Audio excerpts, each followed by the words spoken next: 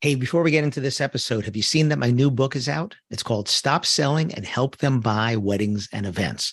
And it's a book that you helped me write because you would ask me at a conference, which of your books has what you just spoke about on stage? And if it wasn't in any of my books, I'd say it's in the next one. Well, here it is. Here's the next one. How to respond to reviews. What if you don't like doing sales? The 3 questions to ask every prospect, or they can't ask for what they don't know exists. These are just some of the chapters in there. And the beauty is you don't have to read it front to back. You can jump around to any chapter, kind of like my other book, Wit, Wisdom, and the Business of Weddings, where you can jump to any chapter because they're not necessarily connected to one another. And if you want to get free shipping on a paperback copy, go to shopalanberg.com and use the coupon code podcast. That's shopalanberg.com. Use the coupon code podcast. Get free shipping on me. Otherwise, it's on Audible. It's on Kindle. And if you go to podcast.allenberg.com, the links are all there as well. Thanks.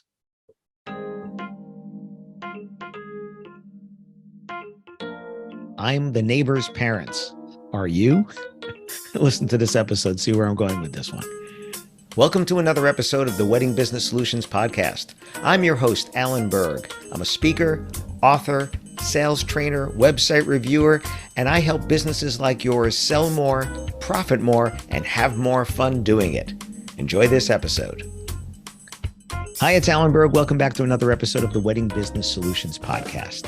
Very, very often when I do sales training, I am asked by the owners, the management of that company, whether it's a very small group of 2 or 3 people, or whether it's dozens or 50 or 100 or more, to talk about some things that they want me to stress to their team. And of course, if I believe it, I have no problem doing that. If I don't, I'll tell them that because I'm not going to be disingenuous to them.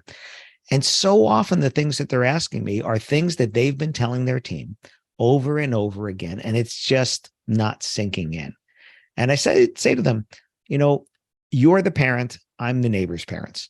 And somehow us as kids, we could go to our parents and we don't listen to them, but the neighbor's parent says the same thing. And you go, hey, you know what Johnny's mom said? She was brilliant, right? So it's that same thing where sometimes your team isn't listening to you because they hear it from you and they hear it over and over again. So short of having somebody else say it, which is often a good thing, whether it's in a book or a podcast or something where you have a third party where you can do that. And that includes hiring somebody like me. It doesn't have to be me, but somebody like me to say those same things, because that other figure might carry more weight saying the same thing you do, because after a while, people don't listen to you necessarily the same way, right? The same voice they hear all the time, they don't listen to the same way as they hear the new voice. We don't want to become like every adult in the Charlie Brown cartoons. Remember that? Wah, wah, wah, wah, wah, wah, wah, wah. They're not hearing the words. There's noise coming, but they're not hearing the words. And that's why I play the role of the neighbor's parent. And sometimes you might need that from someone to do that. And again, it could just be saying, here's an article, look at what this says over here, or here's this book, or here's this person said this on a podcast, or I saw this at a conference. That third party validation there, where now you're bringing in that other authority to say the same thing you are. But here's the really important part. You can't say, I told you so, when you bring that third party stuff in. What you have to say is, hey, look at this. This seems like a good idea. What do you think? And make them part of the process. The reason we become the neighbor's parents is because we're hearing that all the time and we're losing some of that authority. And if you're telling them what they have to do, they don't own it. But if they say, wow, that's a really good idea, and you say, well, how do you think you could implement that? And then they become part of that process. And that's when it starts to sink in. And that's what I try to do when I act like the neighbor's parent when I'm doing sales training, is to make people go, oh, that's a good idea. And I always say to the manager or the boss or whoever it is, when you hear that, don't say, I told you so. And when you reinforce it to your team, don't say, I told you that same thing 20 times. What you have to say is, hey, that was a really good idea. What do you think? And let your team become part of that same process. And that's the key to getting through to someone who isn't hearing what you're saying. Saying it again, saying it again, saying it again isn't going to get anywhere. Right? We live in a world where sometimes we're in echo chambers and we hear something, and we don't hear any of these other voices. So we tune out at a certain point. Well, sometimes you need to open that mind up, and sometimes it takes someone else to say it Sometimes somebody with an authority, right? It could be an authority figure. It could be an authority title. It could be, again, just third-party validation. Very often when I'm speaking, you'll hear me quote other authors or books that I've read and stuff. They're great ideas. I'm not going to take them as my own. They're actually more powerful if I say, hey, David Avrin said this in this book, or Barry Schwartz said this in this book, or she said this and that, or they said that, right? It's more powerful to use that third-party validation than to say, this is coming from me. This is all coming from me. It adds more authority to you as well as the person delivering that, because you seem more widely read, more informed than they might be because they weren't exposed to those sources.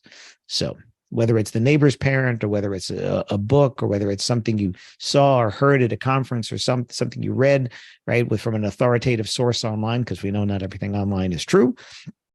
You don't want to dilute it by saying, I told you so.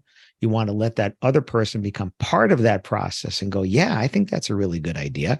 And then say, well, how are we going to implement that? What are we going to do to act on that? And that's the key. Nothing happens from the ideas. It happens from the action.